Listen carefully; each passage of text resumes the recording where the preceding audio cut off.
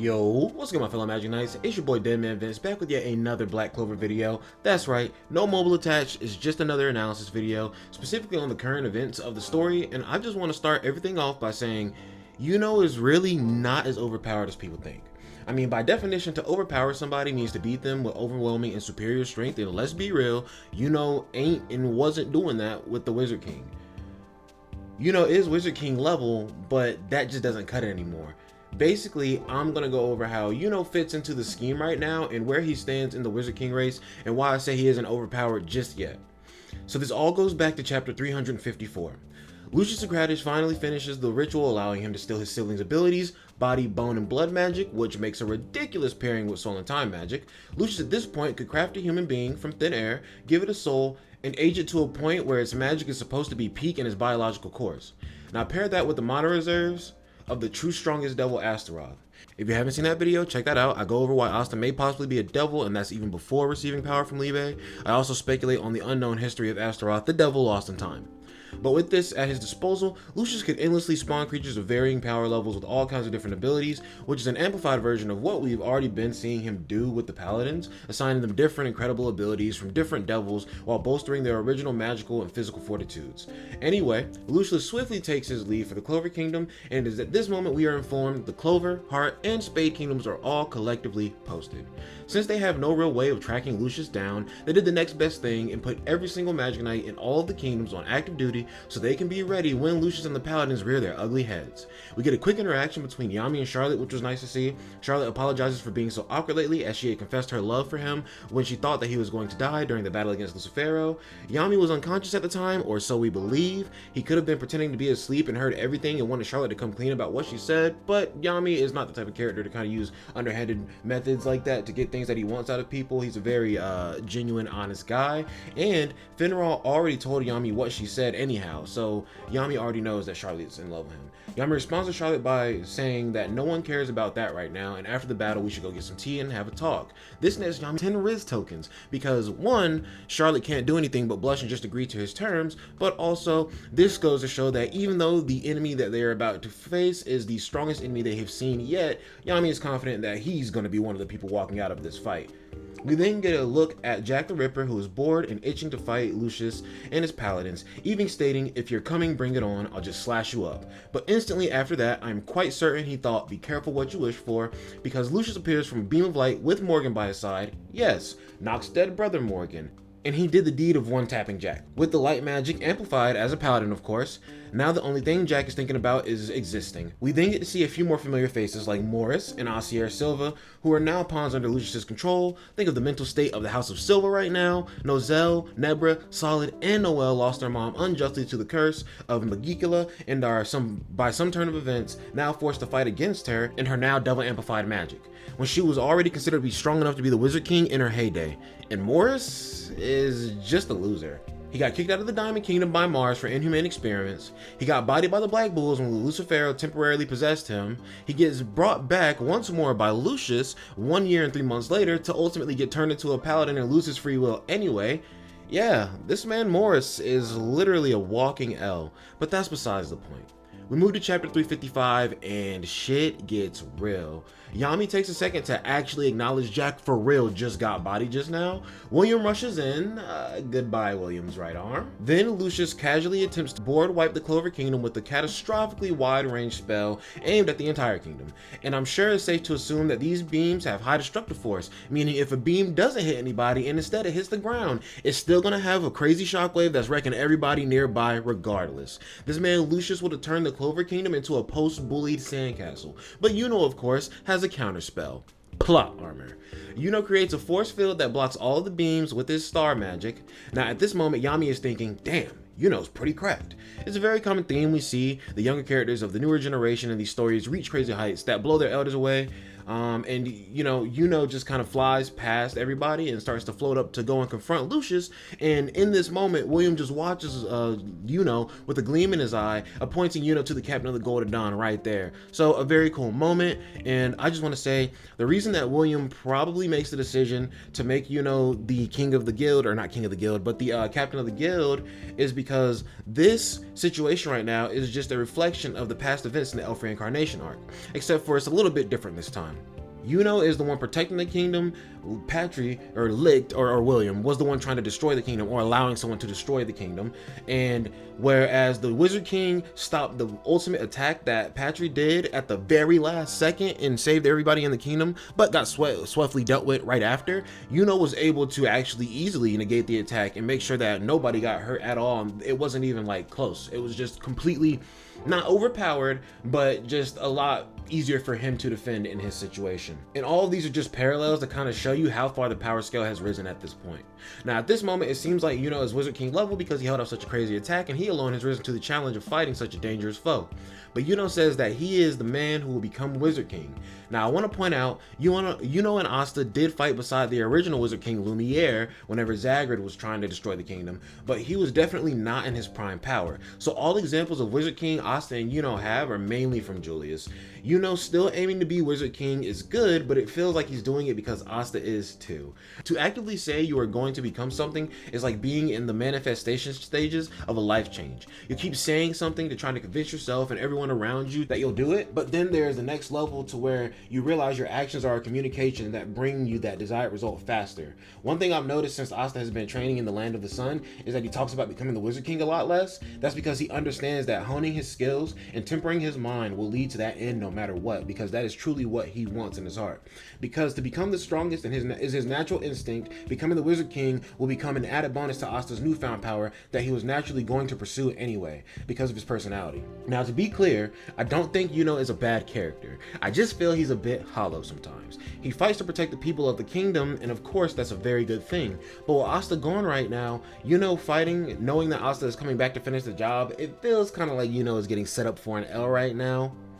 Now guys, I will say, all of that I have compiled thus far was from a time when the latest chapter was like 355, and I revisited the document and I thought there's no way I didn't finish clicking on this in the first place, so I tasked myself with finishing this document and starting my legacy as a manga reviewer. If you have enjoyed the video so far, go ahead and leave a like and subscribe and comment, as it would help me out a great deal. But that's enough of that, let's jump into chapter 356. We start this chapter with an epic standoff between Yuno and Lucius. Lucius says Yuno is strong, but he's certainly not him. At this moment, we see all of the kingdom's magic knights desperately attack Lucius's paladin turrets that are like flying around, that are swarming the kingdom and wreaking havoc. In typical non-main cast fashion, all of the background characters give up after one attempt. I mean, I get it, the turrets are strong, but damn, y'all gotta body Lucius too, and the foot soldier brainless turrets got you winded? Like damn, I know y'all not main cast, but y'all are below foot soldier level with this shit. Time and time again though, the mass majority of magic knights prove to be useless, so it's not really a surprise. And hey, this is legit a final enemy, so the power gap was bound to be gargantuan. It always is. With all the magic knights giving up hope, in Ringard reminds everybody, even if the enemy is overwhelming, we still have to fight.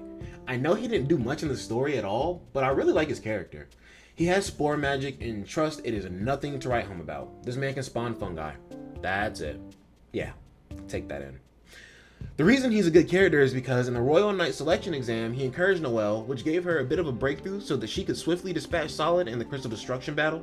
He was selected for the Royal Knights, probably either for his resolve to protect others that are younger than him, because he has, I think he's like the oldest of 11 siblings, and he feels that it is his responsibility not only to protect his younger siblings, but anybody who is younger than him. And if he ever sees anybody who is an older brother being bad to their little brother, little sister, watch out, because he is coming to whoop your ass. He is justice. He is the knight, like Batman. But he also could have been chosen because he has the ability to put spores on people and pop fungi that can communicate long range. It kind of reminded me of like transponder snails from One Piece. But take your pick. Honestly, it's your headcanon, not mine. But we see this man once more trying to motivate everyone to fight on, even in these tough times, even though he has such a useless magic for battle. And honestly, for this, you earn the dead man's 5-leaf seal of real nigga. After his motivating reminder, we see Soul Marin trying to deflect attack, even though her face screams, I'm probably dead right here, right now. And to everyone, including Soul's surprise, she blocked it.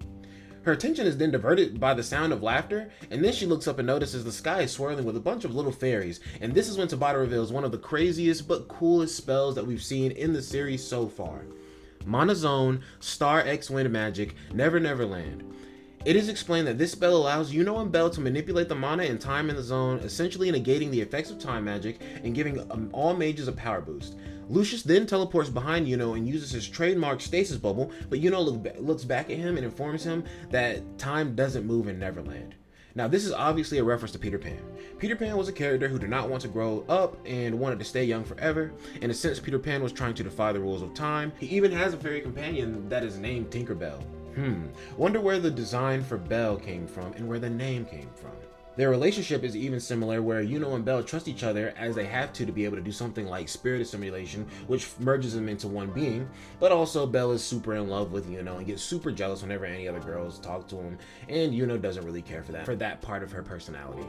But if you look closely, you can see just as Peter Pan was in Neverland trying to defy the rules of time by not aging, Yuno has literally created his personal Neverland that quite literally allows him to defy the rules of time, and this is the main point of this video. I go over all this to say that even at this stage, Yuno still isn't overpowered. I say that the power creep is quite reasonable right now. The wide area of Neverland is a result of star magic. I was saying in my Asta is a Devil video, check that out by the way, it is in the description, that Yuno's star powers are basically unbound because the sun and a star are the same thing. So if taken literally, Yuno's magic should be the same as his dad's, but from how it's broken down, it seems like his dad, Lois Grinbariol, was easily bodied by Dante whenever the Zagrata siblings took over. So it is safe to assume that Yuno's star magic is much stronger conceptually and has more applications than sun magic. Another thought is that time distorts when you go into space. Though the Clover Kingdom scientists have never shown signs of having that insight, in space there is a phenomenon known as time dilation, where time and space moves at a different rate than which it is regularly perceived at on Earth. But this isn't astrology, this isn't astronomy, or physics. This is a manga review, and I just want to use my degree in mangaka story dissection theory, wow, that sounded kind of legit, to say that star magic provided Yuno with a zone that made manipulating time a possibility. Now for the wind magic, where does that come into play? Have you ever heard of the term winds of fate? This is a saying that conceptualizes the unseen forces in our lives that shape it in ways that we cannot control. Now piece all of this together and think about time. We are born, we grow older and older, then we die. For people, time is inescapable, which qualifies it as one of these unforeseen forces. So Yuno has essentially learned the ability to control the unforeseen forces that dictate the natural order of things to defy Lucius in a final stand, going as far as to blow the winds of fate not only in his favor, but in favor of all of his comrades in the Clover Kingdom. Then the chapter ends with Lucius saying Yuno is his rival for finding a foil to his power, and Yuno says, "I still have a rival and you're not him." I also want to point out, Yuno seems to have done some sort of contract with Bell, sacrificing his arm, similar to what Asta and Libe did when they and Yami fought Dante together, and it seems the spell is using his mana as well as his vitality, which is the perfect balance to prove that Yuno is reasonably powered right now. While he does have the ability to control time in his favor, doing so is conversely sacrificing his time for the sake of everybody else. And we end with Yuno dashing towards and slashing Lucius across his chest. At the beginning of chapter 357, it's revealed Yuno actually didn't land a blow on Lucius and he caught the sword, and we break away from their battle to see other mages like Yami, Charlotte, Mary Leona, and even Jack delivering his final slash before dying, but I'll save those topics for other videos and for time purposes. The next time we get to see Yuno v Lucius is in chapter 360, and is getting intense. Though Lucius has the most overpowered quintuplet of magical attributes in this entire series, him and Yuno seem to be at a bit of standstill. Yuno has obviously taken quite a bit of damage, but for some reason he's not showing any signs of slowing down. Lucius comments that star and wind magic give Yuno the agility he needs to keep up and dodge most of Lucius's attacks, but Lucius still catches Yuno lacking so that he could land the final blow on him, or so he thought.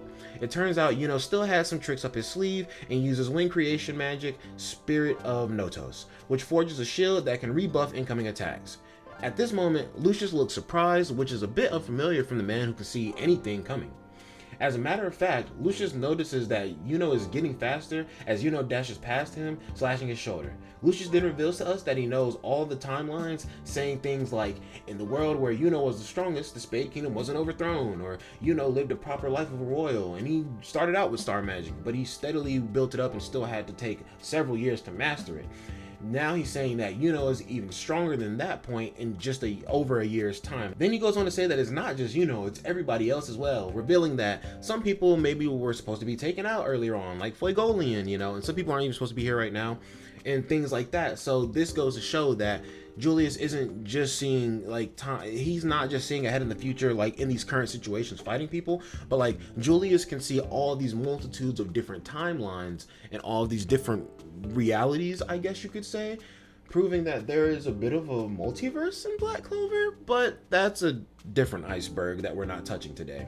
But the point is, in all timelines, Lucius saw everyone was far weaker than what he is being faced with right now. And it's at this moment Lucius realizes that everyone is the way they are solely due to Asta's existence. Now, understand how much of a boogeyman this makes Asta look like.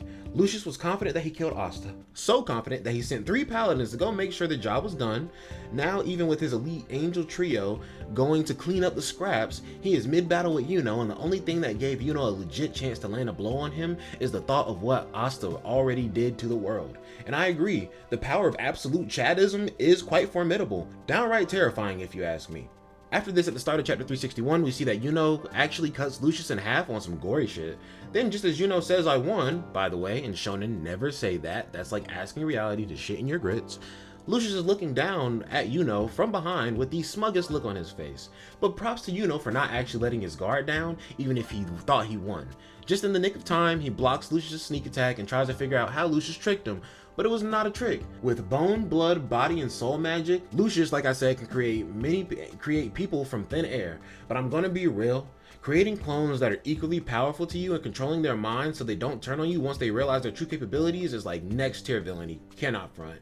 Think about that man Twice from My Hero. He had clones and he was doing all these organized crimes and everything, and literally all of his clones tied him down to a chair and they all murdered each other to fight for supremacy to see who would be the real one, and one of them stabbed him in his head. That's because he could not control the clones. But with Lucius, that's not a problem. He doesn't have to worry about that ever. Yuno in his naivety says, it doesn't matter if there are 2 of you, I'll just body the both of you. The both of y'all, the both of them, I don't know. Anyway, Lucius, like a menace, responds trollingly. Who said there were just 2? That's when we see 12 Luciuses posted up. Talk about a real casting couch situation, because Yuno is fucked. Yuno is just kind of stuck, and Lucius hits that early victory talk like, you were strong, as if Yuno were already dead, and I can't blame him. Shit seemed pretty chopped to me. So at this moment, this is basically the end of Yuno doing his 1v1 with Lucius, and while he lasted, he was nowhere near victory, and it was clear from the start. So back to the original point. Yuno is Wizard King level. As far as we know, the strongest Wizard King Asta and Yuno have experienced is Julius, and I would say that Yuno has definitely shown some beyond Julius feats. I touched back on the point of Julius stopping Patrick's attack versus Yuno stopping Lucius' attack. It was much easier for Yuno to deflect the attack, and he wasn't swiftly dealt a decisive blow afterwards, and he even went as far as to stop Lucius from completely obliterating everyone and gave the kingdom a fighting chance. But even still, the facts are, no one really thought Asta was dead, and people were expecting his return. Yuno's only opening came from Lucius thinking about Asta himself and how the world has been drastically changed by him. While Lucius bodied Asta, he sent paladins to make sure that man was gone for good, then even sent extra security to the Witch Queen's forest to like triple lock that man Asta out of the situation. But none of it worked, and our goat still arrived. But all this cements the thought that Yuno is hung up on the Wizard King title that Asta set out to be when they were just kids. Yuno is still holding on to a childish ideal, and maybe he switched his ideal to becoming the level of Julius when he was thought to be the Wizard King, but the basis of that Wizard King is a fabrication created by Lucius. Because Julius was strong, but Lucius is a whole nother animal, a whole nother tier. Asta, however, realized that it's not about being the Wizard King anymore. It's about obtaining the strength to defeat the weakness within yourself and in your heart. While Yuno has trained for power and had an option to give the kingdom a fighting chance, it feels like a waste because all of the lower magic knights are more than mid on a good day. Asta is the next step beyond in the sense that he also trained and found the peak of his power, as far as we know. He also learned to use the power to enhance others, but his was more impactful because he gave his power to a bunch of people that are the most willing to fight, and they collectively put in more work than all the little foot soldiers that Yuno even boosted, in a much shorter amount of time at that. Asta literally has the power to purify souls, where Yuno has almost all the qualities of Asta. There's a basic difference. Yuno can defeat his enemies. Asa can defeat, cleanse, and befriend his enemies. Before Asa could even cleanse his enemies' souls, he was still defeating people and still helping them through their negative emotions and bringing them back to their right senses and befriending the enemies anyway. Because that's just the type of person he is. He's willing to go the extra mile to help you with your problems. He's done it all series. Look at Patry, look at Libe, look at Mars, the list goes on and on. But now Asa is quite literally able to cut the bullshit out of you and make you turn a new leaf. So yes, Yuno is Wizard King level, but that just doesn't cut it anymore. Wizard King is more like a prerequisite at this point. Like, you have to at least be at Wizard King level to matter in the story. But Asta, I would say, is king of all levels, with the power to defeat any foes and the power to unify any race under one kingdom and preserve the peace. But that's all I got. Hope y'all enjoyed. If you did, definitely smack that like button, hit the subscribe and the notification bell to stay tapped in, and comment some more things you want to hear my thoughts about. But that's it from DEADMANVINCE. Peace out, Magic Knights.